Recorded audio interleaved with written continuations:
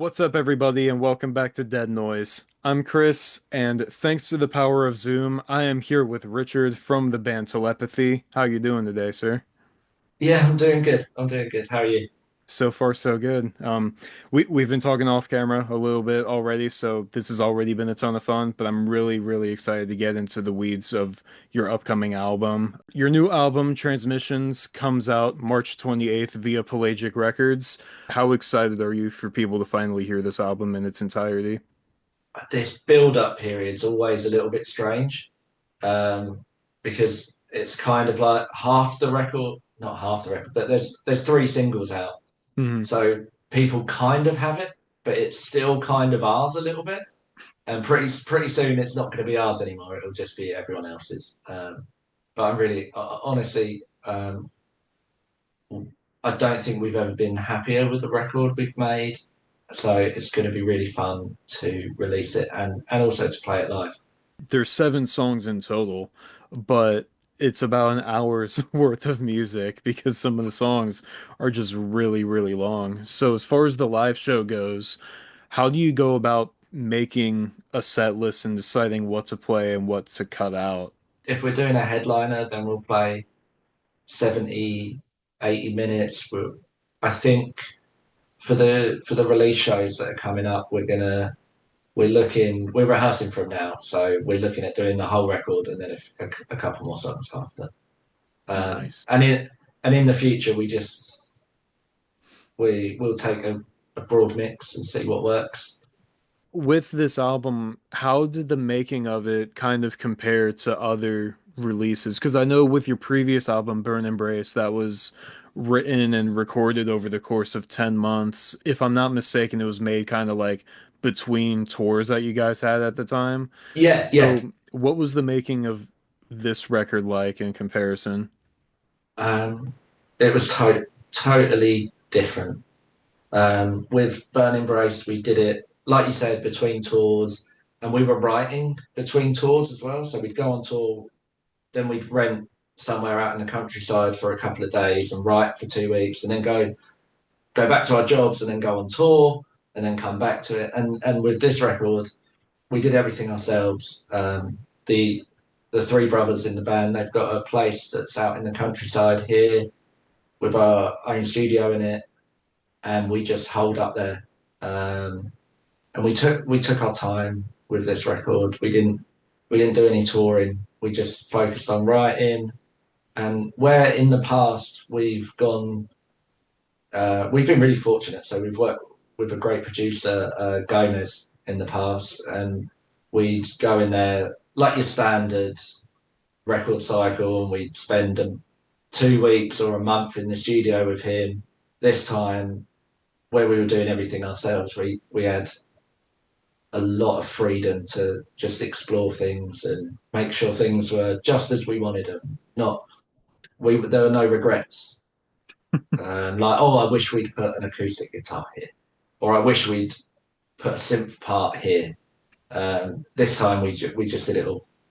How did it feel to kind of be able to kind of build it yourselves from the ground up and have what sounds to be total creative control over this album? Speak for myself, but kind of Pete as well. We can be pretty perfectionist at times, and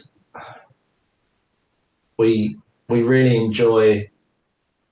I know some bands do, some bands don't, but we really enjoy pre-production, like demoing, and then we're listening back. Okay, where can we tweak the arrangement? What can we add here? Sometimes we do a rewrite of a song, um, just by removing one instrument, and oh, okay, now it's opened up a new avenue. Um, so to I think as well, to have to find that kind of confidence within ourselves that we could do this, was a really wonderful journey. And it's it's not like a unique thing in the world. Like, I know bands like Dillinger Escape Plan and Neurosis, and even Robin from the Ocean. they really have creative control over what they do, and I think finding that home with Pelagic as well as our label gave us just that. We'd already made the record, but it made it seem like, oh, okay, yeah, we like to, we want to have our stamp on everything. We one day we'll look back and we'll go, yeah, that was us. It wasn't us filtered through someone else's vision.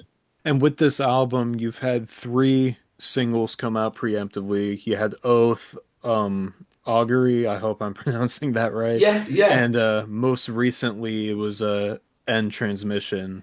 But we also have like 35, maybe 40 minutes of the album that people still need to hear.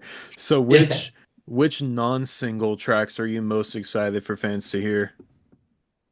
I would go with Knife Edge Effect and Tears in the Fiber. I think Knife Edge Effect is something really different for us, and I think it brings a lot of the new elements, a lot of the sound design, synthesizer work. I think it really brings that to the forefront.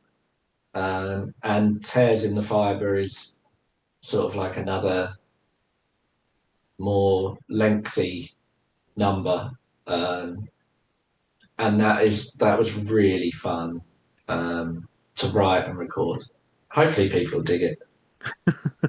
Th those are honestly my two favorite tracks from the album. Oh, thank Um, you, thank you. I love the diversity and just the musical variety in the entire album, obviously. Because I feel like it flows really well together, but there's not a single time where I feel like, oh, this sounds the same as this song. Like they all have their own identity, and I think it's also really important, like you said, that like even though you have the timestamp of 15, 16 minutes in some of them, it goes by really fast. Like just listening to it while I'm driving, I'm like, oh, we're already on the next song.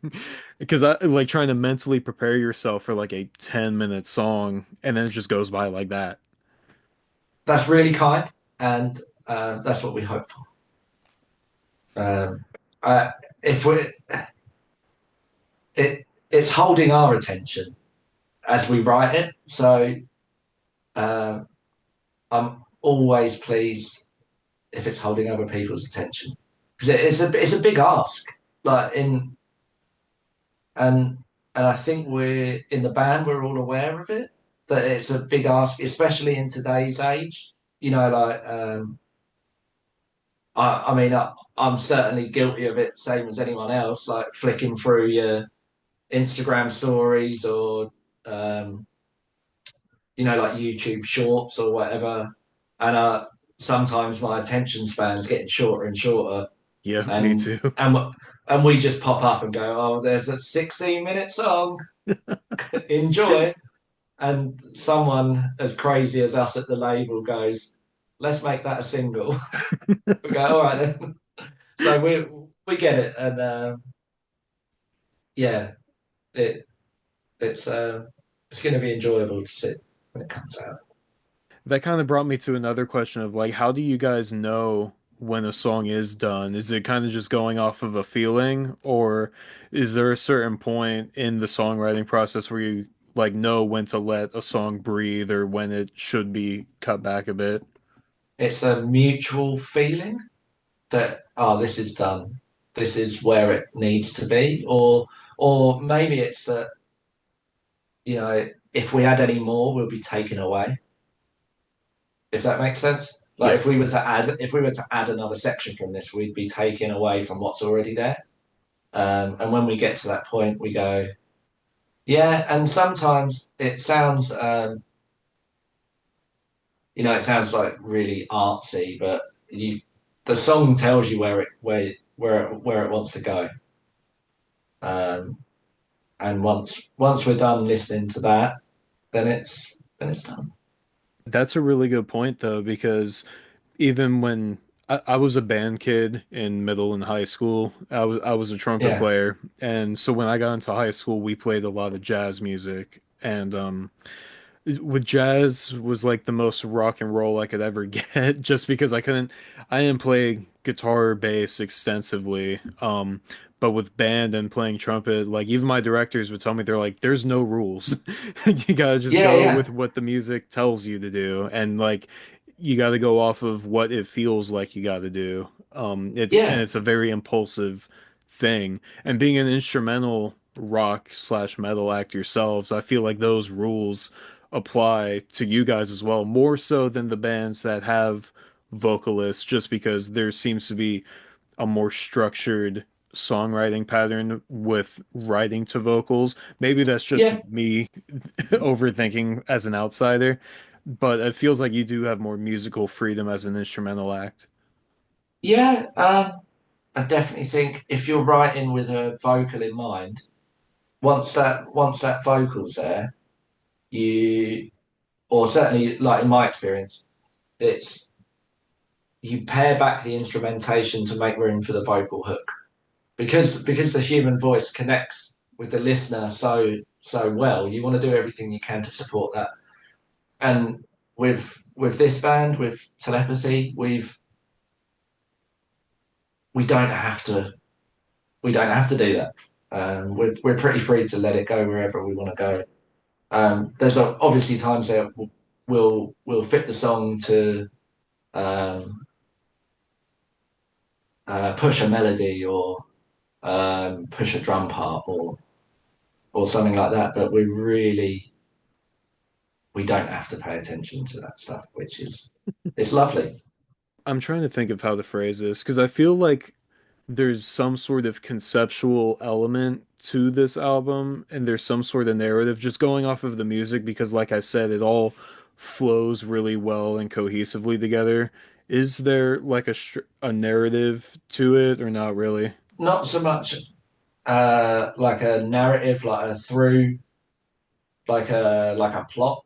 It's Mhm. more of a concepts behind the record, and there are a few things that informed it. Um, so the record cover itself and the covers for all the singles um, they are family photographs from the brothers in the band, and they found them in when they to give it some context when they moved over to England.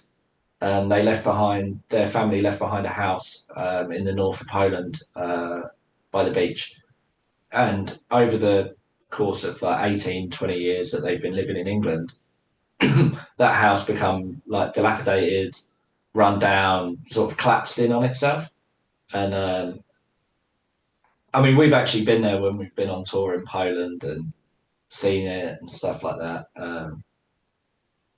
Pete and his mum went over to Poland to grab some stuff, some family stuff, and they went to see their old house and had a look through the ruins of it. And he found a box there and I opened up the box and it was like a family photo album, and all the photographs had been kind of, uh,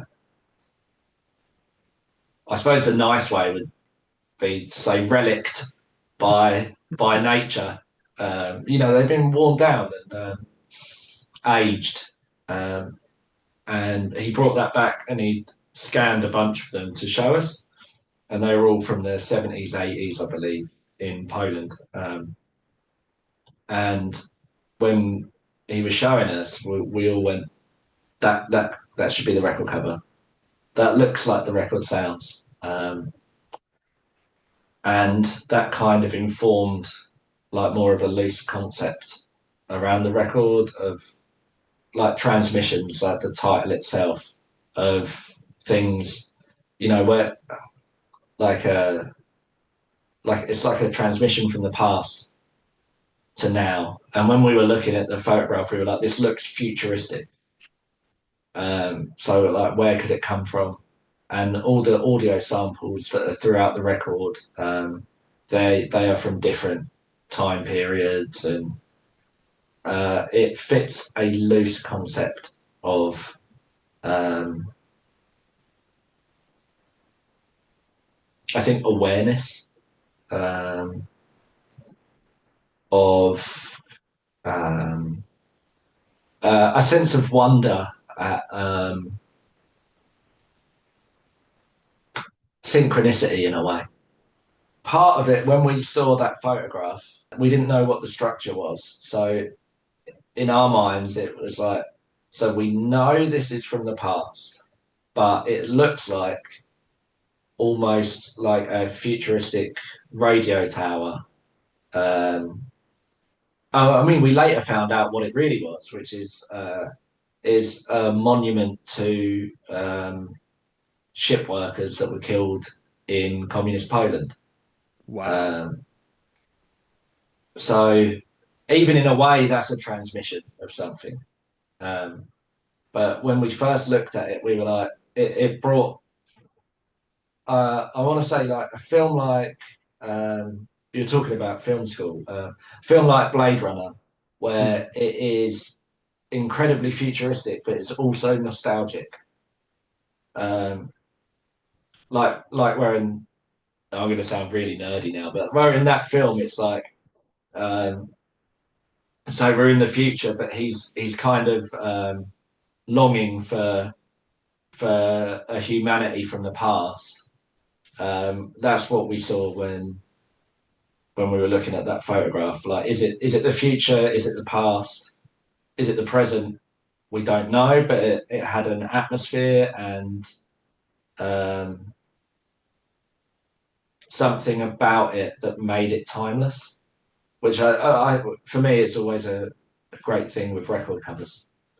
Have you ever bought an album where, like, kind of judging a book by its cover, basically, because you thought the cover looked really cool, and then you listened to it and you felt kind of let down because it wasn't whatever the music was, it didn't seem to hit as much as the cover art did? Oh, that's a good question. Um, I'm going back like quite a long way, like 2003 probably. Um, I bought Rob Zombie, A Sinister Urge on CD because it had an Ozzy Osbourne feature on it and it had a cool cover. Um, and I put it in and it was like, I was, when I think of it now, like the music I listen to now, it's for me, that's almost like a pop record. But at the time, like those like growly vocals, it I was like, oh, I don't know about this. Um, yeah, that's the one that comes to mind. Before I let you go, this is my favorite part of every interview, and I have a speed Yeah, round yeah. for you.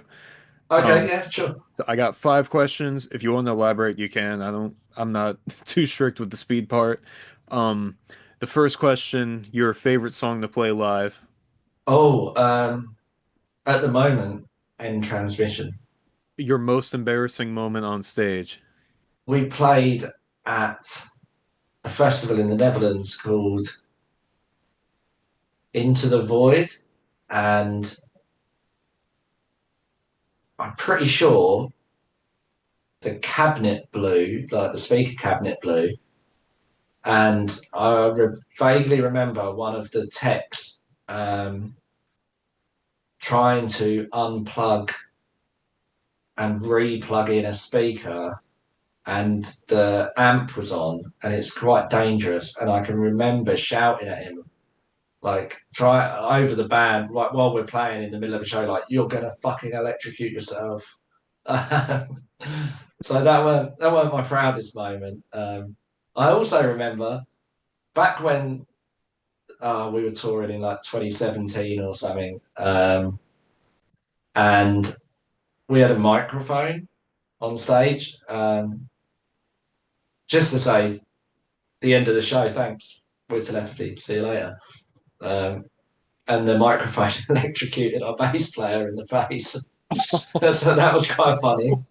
I should probably, oh, well, presumably not funny for him, but for the rest of us, we were like, that's why we're an instrumental band. Don't do that anymore. that's one good reason to be an instrumental band for sure. Yeah, yeah. Your dream tour lineup. I'll do just a 1 day traveling festival. Like you used to have Ozfest in the USA and it'd go to different cities. It'd be like that, but it would be something like um, Deftones,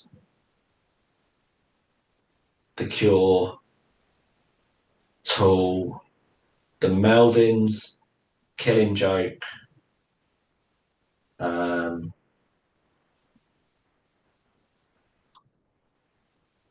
Cult of Luna, and then us. We'd be the opener, That's obviously. that's really Uh, solid. yeah, and then for the after show, we'd have um, like the after party disco type thing. We'd have Carpenter Brute and um, Health. Oh, Carpenter Brute and Health for the after show. your favorite thing to do outside of music? I love going for weekend trips with my partner and going to see wild animals. And the last question, this one's always my favorite one. The song you wrote Yeah, that means the most to you. end transmission of this new record. Um, I just feel like it was the start of a whole new chapter for the band and for me personally. Yeah, I'll go with that. As far as the singles go, that's my favorite. So, Oh, lovely. Thank you. Thank yep. you. I'm looking forward to the day I can hear it live, whether I gotta go overseas or you guys come to the States. Well, yeah, we're hoping we can work something out. Nice. Well, for this go around, this was everything I had for you. Was there any closing message to any telepathy fans watching? Um, Only that we really appreciate the support. Being able to do this isn't something we take for granted, and we genuinely appreciate everyone who gives a shit about our band. And we hope to see you on the road. Come and say hi and talk about music and shit with us. It'll be lovely to see you. Thank you so much for the time. I know it's probably really late where you are, so I really appreciate you taking the time. It's okay, man. But yeah, th this was a lot of fun talking with you. I'm glad we got to talk about the album. I love it as many times as I've listened to it so far. And I can't wait to talk to you again in the future whenever the time comes. Yeah, 100%. Just let us know and we'll sort something out. Oh, absolutely. And to everybody who watched this interview, thank you for watching.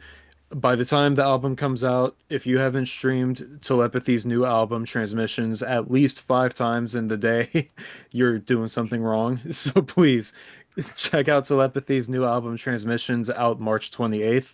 And until the next interview, stay tuned, stay scared, and I'll catch you later.